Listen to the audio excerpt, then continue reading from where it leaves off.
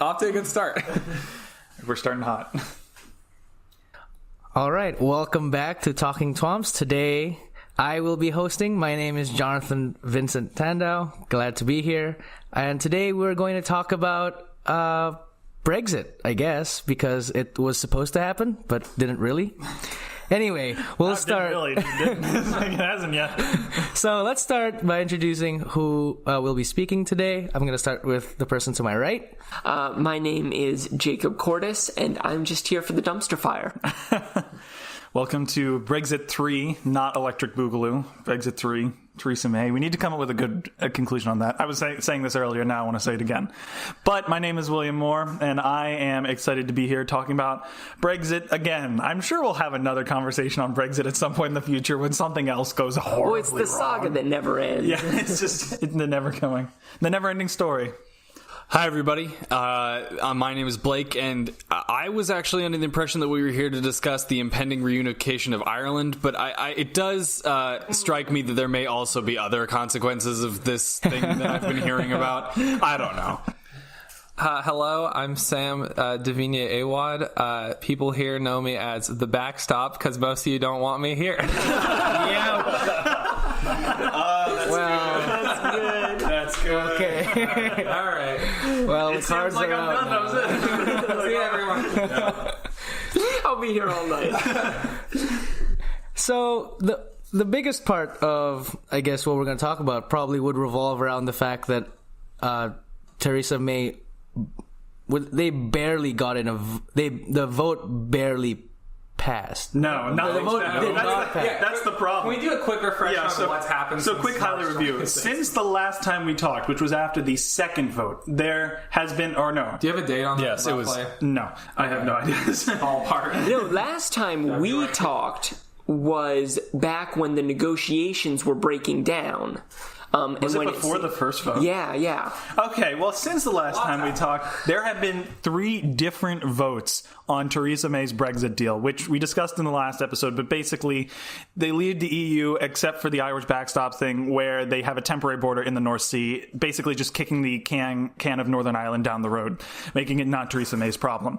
Regardless, that deal has now failed in Parliament 3 different times. 3 separate votes, and always by an enormous margin. Yes, by up to over 100 MPs. Sometimes I think approaching 150, sometimes even more. This is a massive failure regularly. In addition to that, Parliament voted to take back control of the agenda from the government, which is, while not an unprecedented move, usually signifies that the government is losing control of its majority in Parliament, which is just true. I think we can safely say that Theresa May is steering a ship with no rudder. So they took back control of the agenda and voted on 8 different measures that were non-binding, but basically just to see what the mood of Parliament was in regards to Brexit. They included things like, should we have a no-deal Brexit? Should we just stay in the EU? Should we adopt the Prime Minister's plan? Should we adopt Labour's plan? Should we do, just basically 8 different options? They put every viable option on the table. Well, I think it's actually worth noting that nowhere in that slew of options was actually, should we stay in the EU? Yeah. Well, yeah, okay, so it was a second referendum on Article 50. Right, basically. So they voted on whether or not to have another referendum, which is not technically the only way that they can stay in the EU, but I'm sure that we'll get to that. Yeah. And they voted everyone down. Every single one of them voted down, though some of them were relatively close. There was one that was only separated by 12 MPs, which granted is a loss still, but it's not an unovercomable margin. I think that margin was actually the second referendum, if I remember correctly, was that one. So Theresa May is just in a problem. They have now since pushed back Brexit. Brexit was supposed to happen 2 days ago if we had stuck to the original plan. Right. They have since pushed back Brexit into April, I believe. And the EU has made it kind of clear they don't want to push it back any further because that will overlap with the European elections. Yeah, it's either till April 12th or April 15th. I think can't it's remember. the 12th. Is it the 12th? Okay, so the same day that my thesis is due. So there's two big things going on. So this has become a problem. And the EU made it clear that they expect some kind of strategy going forward with Brexit. Like this, and if that doesn't happen, then the deadline actually gets pushed forward, I think. No, so actually... It gets pushed back. No, so the deal So we're all confused. So the EU I don't actually feel too gave bad them now. 2 deadlines. They said if by April 12th you have given us a deal, then you move into the next stage, which is the negotiation phase. So the initial deal just stands in place for a placeholder, and then you get another year to negotiate the sort of nitty-gritty of like, well, how many pounds of cheese are going to equal, you know, like what taxes do you have to pay on certain whatever. But if they do not have a deal by the 12th, they have one other option, and that is that if they vote to stay by the 12th, or if they indicate that they will be voting to stay by the 12th, they get an extension until mid-May. Because they'll get to conduct their parliamentary, or the EU parliament. Exactly. So the EU has given them 2 deadlines. Either give us a deal by the 12th, or indicate to us that you're going to stay in the EU by the 22nd of May. Or, third option, crash out. Just leave. And so I think the problem that Theresa May faces now Which is that... one? Well, okay, so the problem that she faces personally as a politician is she doesn't have time to negotiate a new deal with the EU. They've said you don't get to just scrap the deal and try again. She can't crash out because that would mean violence in Ireland. Probably. And she can't choose to stay in, she personally cannot put forward to stay in the European Union because she has made it a point for the past 2 years over and over again to insist that Britain is going to leave. Brexit means Brexit is what she says quite often. Yes. It's gotten to the point where I think she said, so she's bringing it a 4th time, right? Yeah, she's gonna try. She said, I will leave. I will leave. Yeah, She's my promised... post. I will go. Just please pass this. If you pass this, you will never hear from me again. I'll go to Northern Ireland. Which I think is ironic because everybody knows that she's already gonna leave. Exactly. It's a That was what I was statement going with to no leverage say. whatsoever. Nobody wants her position. She's banking on the idea that they're so desperate to see her leave Parliament that leaving forward by 2 weeks is going to be incentive enough to pass the Yeah, deal. when I read the headline that she was going to resign if they passed it, it didn't seem appealing to me because, I mean, everybody wants that anyway, right? Yeah, everybody wants that, and nobody wants her job. Yeah, nobody wants her job. Except Jeremy Corbyn, but he can't have No, it. yeah. If that happens, things are really bad. You know, but that's the thing. Even after they successfully pass her deal, the next prime minister has to negotiate all of the specific tariff agreements within a year. So that guy's not going to be particularly popular either. Yeah, and even if they pass that deal, again, the Northern Ireland problem isn't solved. No, But the just deal, shunted. What the deal does is it puts up a temporary barrier in the Irish Sea. What I find that then after interesting- 2 years snaps to the Northern Irish border. So it just doesn't do anything. What I find interesting is that there's kind of a tacit recognition in that like, yeah, Ireland's kind of one thing, and we can't really put a border there. Boy, do I have an album of songs to show you. It's just a really big problem. The whole Ireland thing is like, that's a story. It's kind of the linchpin problem, isn't it? Yeah, I mean, it one comes- might say that. You know? God, And see, that's the... if only there were like a quick fix. If only we could just give back this little nub of a... This is what they get for being dirty imperialists, I'm telling you. And ironically, there's also another border problem that they're going to have to figure out, which is Gibraltar. But Northern Ireland is such a hugely problematic area that Gibraltar has just been totally Well, there's forgotten. only Chances favor that, like, if like they don't really figure out an issue with Gibraltar, there probably isn't going to be a car bomb next to number 10 Exactly. Downing Street. Although, Which did ironically, happen. one of the most high-profile trials of a Irish militant was after an attempted bombing in Gibraltar. So, well, there you go. I just don't think the Spanish are as militant about the 30,000 people who live on a rock in the Mediterranean, you know. So let's talk about the social problems because a while back the petition to remain in Brexit has now reached 6 million votes. Not votes. signatures, right? Although not enough, to my knowledge. You mean remain in Brexit? Or no, No, so to there was a remain, petition to go to basically to remain. stay in the EU. Yeah. Now, It's not enough Is to. that an option? But there Is was that, like, also a realistic option to stay. I'm not. No, is it a because- realistic Yeah, no, it's option? definitely a It's realistic EU option would to say no, stay. because there was. The EU is forced to. The EU the Central EU can't kick them out. Well, they can, but not through this mechanism. the EU Central Court said that You are allowed to unilaterally remain. just if you remain. wanted to. Yeah. Yeah. Why Right. don't? And well, actually, and it's interesting, Jean-Claude Juncker has said, separate from this court decision, that this was the option that he saw as the only viable one because, of course, and that was after the third time Theresa May's deal got shot down, which it's increasingly looking like it is. The problem is Parliament is stuck in this Brexit means Brexit mindset.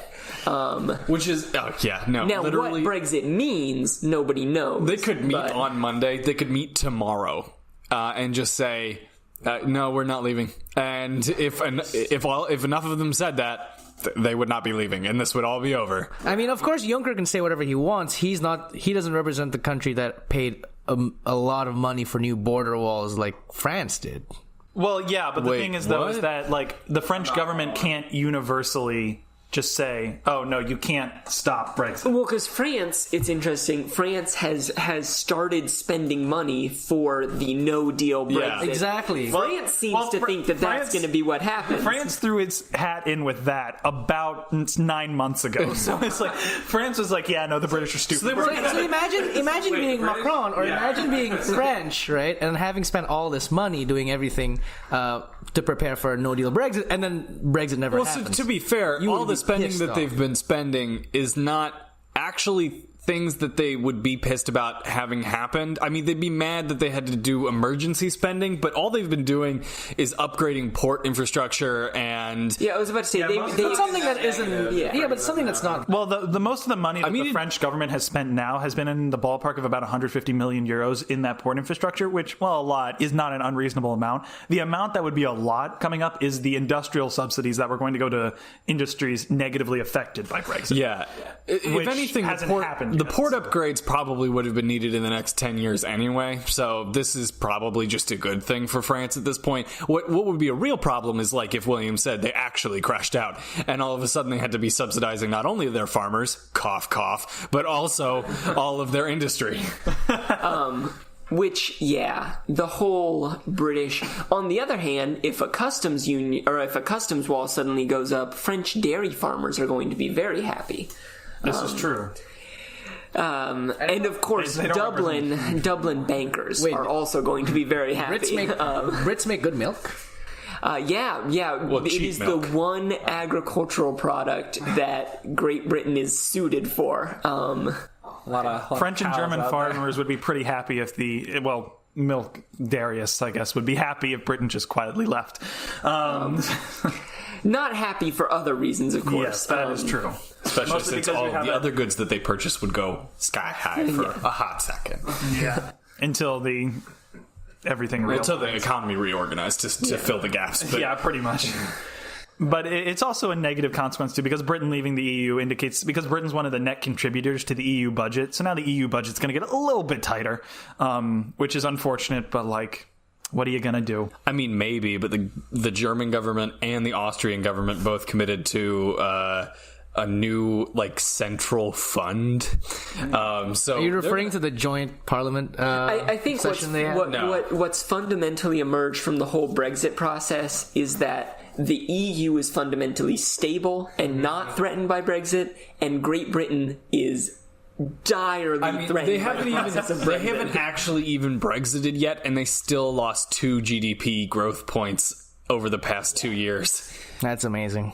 It's like nothing's happened, and we're still suffering. Well, it's because, I mean, who's going to invest? Who invests in the UK right now? No one. You In don't fact, a know lot what's of going to people happen. are directly divesting from the UK. Yeah. Going to I.e. Dublin, most right? American banks. Well, some of them are going to Dublin. A lot of them are going to Dublin. The financial services sector, it's interesting, is going to Dublin. Oh, well, some of them are also going to Frankfurt and Paris. But no, I mean, Dublin has definitely experienced a massive influx of business in the last 5 years that has nothing to do with Britain going down the tube. You know, like when you're like a kid and you like run away from home and you don't really have anything and any idea of what's going to happen, and you carry like maybe like a toy and a sandwich in a bag and you think that'll get you set. That's literally what's happening right now. I mean, yeah, except the parent is like, all right, you can leave if you want. I guess. All right, I think that analogy One less carries. mouth to I got like feed. 8 more kids. Yeah, that's fine. Except for it's been 3 days now, and the parents are starting to get a little worried that he's not actually going to come home all kids do. Exactly. They're like, you know you have to come home, right? They're looking like adoption services for another child. Just we'll get another one. I don't care. And I believe it was only two or 3 days ago where the French and the German Parliament had a joint session, and they committed to having what did they say?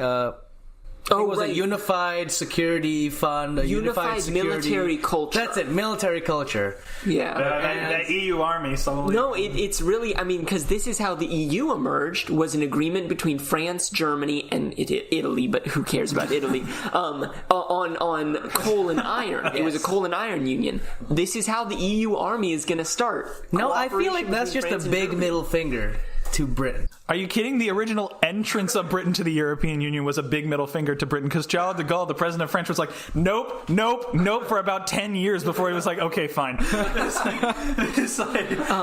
Of course, we have to remember, Britain isn't a huge security contributor to Europe in the first place. Well, except for the nukes. Except for the nukes. But France has got- nukes. Although they have fewer than Britain. They only have 300 warheads, which is still a lot. I kind of see the joint parliamentary session between Germany and France as being a middle finger to the U.S. That is true. With the whole NATO thing going on. Kind of saying, like, no, we can defend ourselves. Are you gonna make us say it? No, I feel like that would only play in the U.S.'s hands because Donald Trump's whole point is, you guys can't defend yourselves. Oh, Well, the point is it's out of the joint NATO command structure. It does what he wants, but what he wants is bad for us because we now regularly depend on their security cooperation for legitimizing our conflicts abroad.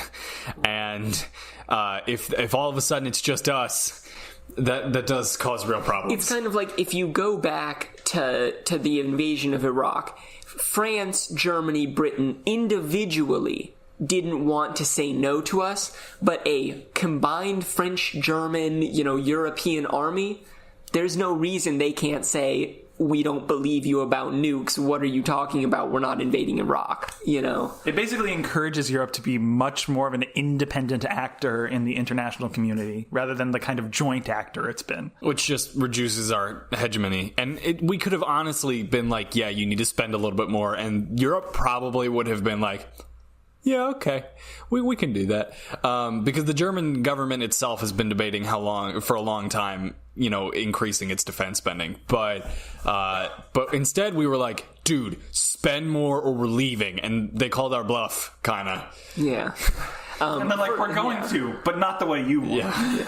I mean, they're not even leaving. They're gonna. I think what they're moving towards is they're gonna say, yeah, we're still in NATO, but Europe is in NATO now, so you've got to listen to us. It's more balanced than the U.S. approaches Germany. It's the U.S. has to approach the European military. So let's let's talk about back to Brexit. Yeah, so let's Britain talk will about not be a part of. What about me? Oh, what's all distant? So I'll put a question that's very vague so we all could take it wherever we want it to go. But as of right now, where does the U.S. stand on Brexit? Do we want it to happen? Do we not want it, to happen? It depends on who you ask. Yeah, right? if you ask our president, they are not doing enough. That they need to just hard Brexit out right now. See the whole thing he said, I gave Theresa May some negotiating tips, but she didn't take them. I'm like, yeah. Probably for the best, obviously. So there's that. But if you ask anybody in our foreign service, bar Mike Pompeo, or the ambassador to Germany, who's an absolute nitwit, The one who was urged to leave. Yes, the right? one who they Yeah. basically said, please get out, without actually evicting him. If you ask anybody inside of our foreign service, they're like, absolutely not. No, Brexit is a really bad idea. But if you ask our general civil servants, they'll turn away from the fire extinguishers they're using to put out their buildings and be like, what? I don't know. Like, just go away. I mean, so yeah, the official government stance is, I guess you gotta do what you gotta. I mean, I think it's a good thing for the U.S. not to really have a stance, though. We shouldn't have opinions about the kind of internal functionings of kind of. Well, unless we're going to go to offer to be like a neutral peace broker, yeah. Which honestly we could facilitate, but we just haven't. I mean, I think it's really funny though that the UK has made a big point at various times of saying, well, we're just going to go back and we're going to rely on the special relationship with the US on the kind of, cooperation. And the US is kind of like, I'm sorry, who are you? You were Europe, You're not right? my phone. Sorry. New phone, who dis? Well, I mean, that is the problem, too, because we've seen while the U.S., officially the government stance is, I think, yes, there is the special relationship between the United States and the United Kingdom, and yes, we will support the United Kingdom. But the private industries of the United States have taken a very different strategy in the forms of, Britain has, $8 trillion GDP or something like that, but Europe's got, a lot more. And it's Well, and the problem is, the way the UK envisions the special relationship is, well, we're going to enter into a kind of semi-customs union, you're going to lower tariffs on all our goods, we're going to have this kind of, free flow of goods, and I think the current administration's view on it is like, more tariffs. This is a free opportunity. You can reset the taxes. I don't think there's the same understanding of what a special relationship And the other thing that the UK has proposed is, all right, fine, maybe not the US, but we'll reestablish the Commonwealth and we'll basically trade freely with all of our Commonwealth nations. Right. To which Canada has responded, we are real busy trying to keep trading with the US, who we have an actual border with, so maybe not. And Australia and New Zealand are like, listen, we're open to the idea, but you understand how maps work, right? It's like, You're as far away as possible. we'll ship you goods, but they're gonna get there 8 months from now. things of that nature. And of course, India. India's like, no, we'll trade with you, but It won't be an even But hey, relationship. we're the bigger ones now. our economy is slightly smaller, but not for long. we are now the big fish. Yeah. It's like, listen here, Britain. Once we get an actual bank, you're done. So about those colonial reparations. Oops. I've also heard that. I read an op-ed about Marie Le Pen's re-election and how she's going for the European Parliament. How she could potentially leverage all of this Brexit stuff to aid her, way into a government, I suppose, or a lead. Well, she's currently a member of Parliament. Yeah, but France. she's not much. Well, yeah, it's actually really funny because the National Front did so poorly that they don't even get parliamentary aids. Yes, yes, and so. I mean, I think it's funny, the problem with Marine Le Pen's strategy for running for European Parliament is that she ran on a soft Frexit platform where she was Eurosceptic. She didn't necessarily want to leave the European Union, but she was very skeptical about the institutions. And I think if there's one thing that Brexit has demonstrated for the states in the European Union, it's that you can't around with that. You're in it for the long haul. And I think that's hurting her. You best have a plan to leave. Yeah. And you need to be unified on. I mean, there are decent projections that the sort of far right, not anti-EU, but EU skeptic parties could pick up a decent amount of seats in the upcoming EU parliamentary elections. But because the EU Parliament is by and large a proportional representation system, even if they form the largest party in the EU Parliament, they probably still won't be in the EU sort of governing coalition. So it really... Because the Christian Democrats will talk to the radical communists before before they'll talk to the Eurosceptics. No. To a certain extent, but we've also seen that the more mainstream conservative parties in the European Parliament, like the European People's Party, are willing to eject their more extreme members. That's what happened to Hungary's party that I can't remember the name of right now. Orban's Orban's party got ejected from the coalition. Yeah, Fidesz. They got ejected from it because they said, like, listen, you're like not a democracy. It's like you got to stop. So all of this is to say that the EU also probably will not be participating in those elections. What? The parliamentary elections, the European Parliament, sorry, the UK. The UK probably will not be participating in the parliamentary, the EU parliamentary. Well, elections. that's why the EU kind of actually wants them out, unironically, because like the UK has been consistently just a stick in the mud on every EU proposal. The UK consistently goes no, no, no, but with the UK, they're now gone. It'll be like, maybe. I mean, I think we talked about this in our last episode, but it used to be France and Germany cooperated most of the time on most things, and the UK managed to kind of string together this weird orbiting opposition thing. It was the UK and Poland sometimes, Hungary. Depending on the problem, Italy. Depending on the problem, maybe Italy, but then sometimes Italy was with Germany. And now that if the UK leaves out of the EU Parliament, it's just going to be Germany says something, and France and the rest of them fall in line. Well, not true. It'll be that Germany says something, Poland and Hungary protest, Poland and Hungary are reminded how much money they receive, Poland and Hungary shut up, and then everybody falls in line. Depending on the circumstance, though. France does have some independent opinions quite often. On certain, there are some kind of... well, yeah, as long as Germany doesn't try to touch the agricultural subsidies. Jerks. Oh, Jesus. Sausages could be like 2 cents. That's all I'm saying. If Germany had their way... Of course, I think the real problem that this has introduced is that the EU and EU politics have been so focused on Brexit for so long that the new memberships have been all stalled. And obviously the ones that tend Which ones are you referring to? I'm kind of curious. Well, the ones that tend to stand out are Turkey and Ukraine, but those are stalled for their own reasons. Yeah, I mean, Turkey's been stalled since 1960. And the other Balkan states are the ones that are really... I don't know. There has been one state that has made genuine progress, actually, towards... Yeah, Macedonia. Macedonia may pick up a membership even during this mess, because the only really holdout vote against them has always been Greece. And now that they've worked that out, they'll probably let them in. Here's hoping, though, that the current Greek government stays in power, because their opposition has been screaming bloody murder about it. Not necessarily. No, they've been really unpopular since they've been forced to introduce all the austerity measures. So first of all, their membership... I don't think you understand how much the Greeks actually do not like Germany. Their membership is particularly mad about the austerity measures, and they may lose votes, but they're about to stop in I think, not the upcoming election, but the election after that. They're going to get rid of the vote bonus, which means that they're no longer going to have these massive parties that essentially dictate which party enters government. So they're going to go back to real coalition politics, which will force the far-right nationalists out, who are the ones who just abandoned the current government. And if that's the case, then it's almost certain that they'll moderate. Greek electoral politics, incredibly complicated. Point is, they're not going off a cliff edge anytime soon.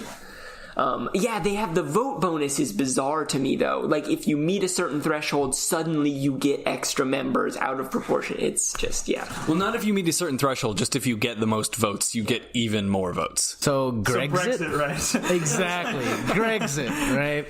Well, that was like literally on the table a while ago, remember? Yeah, no, there was a hot take where a hot second where Brexit was a real problem. You know, unironically, I think the whole failure of that thing probably contributed to why people thought Brexit would never happen, and then why it did. Because people were like, oh, it'll never happen, and then it suddenly did. Well, the bizarre thing is, like, Greece has a real argument for exiting the European Union. They have problems with the monetary system that favors the more developed economies, the kind of, getting these austerity measures, which really probably weren't the best for the Greek economy. They have been helping it pull it out of recession. I would argue that they did work. Well, we can have that argument another day. But the point is, Greece has legitimate grievances. The UK has done nothing but benefit from these EU institutions. And not only that, the Greek population, when polled, is still the highest outside of the UK that has indicators that they may want to hold a referendum, and it's still under 50%. Wow. Is there a chance that Scotland would leave the UK? No. Okay. That's just a question. It's a fair question.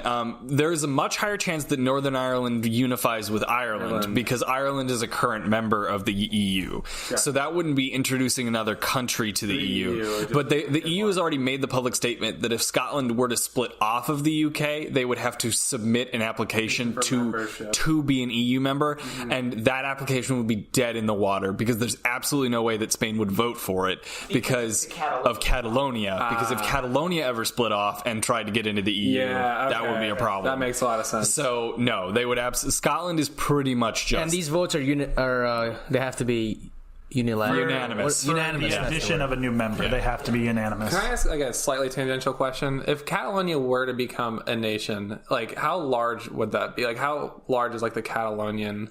So most of the Spanish banking is in Catalonia. Well, it's a significant portion of Spain's economy, so it'll be a decently sized economy. It's also about a 1/5 of the landmass of Spain, give or take. A fifth of the landmass. I think it's a quarter or approaching a third of the economy of the GDP. Yeah. Okay. Sorry. But actual goods most of the goods in Spain are produced in Sevilla and in Madrid. It's also got a massive agricultural sector. Spain's agricultural sector is just so huge. it would be an interesting break because of how they produce. It would be about the size. It would be about the size of Austria, maybe a little bigger. It would kind of be like if Bavaria broke off of Germany, but with a slightly higher economic impact. I think the best U.S. analogy is if California broke off. But it would be for Catalan. It'd be crucial because of how they generate wealth to be put into the EU. Yes, right. It'd be and that's why the Catalonia secession thing was kind of dumb because shockingly Spain wouldn't really go so for here's that. Actually something that I saw that was very interesting. It was a retrospective that just came out that said Catalonia benefited from the independence referendum not because they wanted, or not because the government actually wanted independence from Spain, but because it was a way for them to leverage autonomy from Madrid. That's fair. So basically, it was the Catalonian. The Catalonian indicate government. How pissed off you are, so they're okay. Yeah. So the Catalonian government knows that it can't be independent because of all the EU problems, but it also wants autonomy from the central government in Madrid because Madrid does legitimately do some things that are disadvantageous to Catalonia. And so what they did is they held this referendum demonstrating how many people want independence, and they made motions towards independence. And Madrid, after an initial crackdown and kind of repression of that movement, granted them autonomy in areas that they wanted. Which is all to say that Scotland could not break off of the UK if they Brexit. Yeah. There's no viable path. Yeah. Scotland would be in a bad state. Mostly because, too, they keep talking about, taking control of their local oil reserves, which appear to be on the decline. They're really running out of it. So, and they'd also probably have to do a whole Ukraine thing where they claw back all of the nukes that are in Scotland. Yeah. Something like that, yeah. And the UK doesn't have anywhere to put them. So that's a problem. Where were all the Scottish votes for the first Brexit? Pardon? Where were all the Scottish votes for the first Brexit? They voted against. Scotland was heavy on Remain. Yeah. In fact, I think they even more so than Northern Ireland voted to remain. Because of course Scotland relies very heavily. Why, who's the Scottish PM? Nicola Sturgeon, right? Yeah. She said pretty aggressively, Scotland voted to stay, so they're going to stay. Which doesn't mean anything, but it is a pretty provocative statement to the central government of the United Kingdom. Well, I mean, the question is just how far can the UK devolve powers to Scotland? Is it going to be effective independence? Yeah, questions that remain. I mean, they could pull a Greenland and just sort of devolve everything to them. Until they become a barren wasteland. All right, so I think we will now enter the final hot takes section of this podcast. Starting with Jacob, I suppose my question is, do you think that Brexit will actually happen? And if so, will it be in this year or not? Okay. Will Brexit actually happen? I have no way of answering that. 6 months ago, I would have told you, yes, it's gonna happen. It's gonna be a hard Brexit. They it up. Now, who the knows? What is Theresa May gonna do? All I know is Theresa May will never hold office again. That's the only prediction I have. That's pretty hot. All right. I'm going to say yes, because the default state of the whole thing is still just leave without a deal. Even though Parliament has indicated that they want a deal of some variety, the EU has made it clear that the only deal that's available is May's deal. So take it or leave it type of thing. So barring that, because there isn't a majority to stop Brexit, they're just going to leave. Yet, well, they would have to hold an election. So it's like we would have to see some pretty radical changes. So I think she's not going to be able to scrounge up the votes. And the EU or the UK is just going to leave the EU in a spectacularly sad fashion. 60-40? No, they're not leaving. At least not in the next year, because, and this is absolute BS and would probably get contested, but it is technically allowable that they simply revoke Article 50's triggering and then re-trigger it, which would restart the clock at 2 years. And there are other such sort of... I maintain my strategy of the United Kingdom leaves the UK for 100 plus years. Or no, the United Kingdom leaves the EU for 100 plus years, just triggering Article 50 again and again. It's like, we gotta change the treaties here, guys. This isn't working. We'd have a whole discussion about whether or not that'd be valid, but there are other solutions not unlike that involve postponement measures, that involve, kicking the can in some way. And if there's one thing that U.S. politics has taught me, it's that politicians are really tactful at finding ways to kick cans on extremely important issues. So I think that ultimately, as much as I would like the UK to just crash and burn so that there would be enough people in Northern Ireland to see sense, I think ultimately what's going to happen is that they're going to find some way to punt by either retracting it or by negotiating with the EU to have some sort of tangential status. Who knows? But that ultimately, no, they will not leave. Yeah, I'm gonna agree. I'm gonna say that they stay in the EU. That's what I want to have happen, I guess. I don't know. I don't see much benefit coming out for the people of the EU. Like, I don't know. It could turn into like a humanitarian issue very quickly. Especially with the Northern Irish border. Yeah, exactly. And just like Dover as like a port. But like, I don't know. Yeah, I'll say that they won't leave. That's all I got. Yeah, I'm actually kind of with William here. I think they'll leave simply because there would not be any other solution that comes. Because we've seen many deals just get shot down, even though no one deal was better than, I would say. None of the deals were any good, but still they were all shot down. And so I think they will just leave because nothing else would happen. And that's the default state right now. So I think that concludes our third discussion of Brexit. Before we end, I would like to point out that all the opinions shared in this podcast are not representative of the College of William and Mary's. They are merely editorial. They are what we think and what we think alone. If you enjoyed this video, podcast. I liked watching this today. Yes. If you enjoyed this podcast, you can find the podcasting network of William and Mary at wherever your pods are cast, I suppose. iTunes, sounds like Google, an innuendo, but and it's not. much more. So thank you for joining us, and we will catch you in the next one.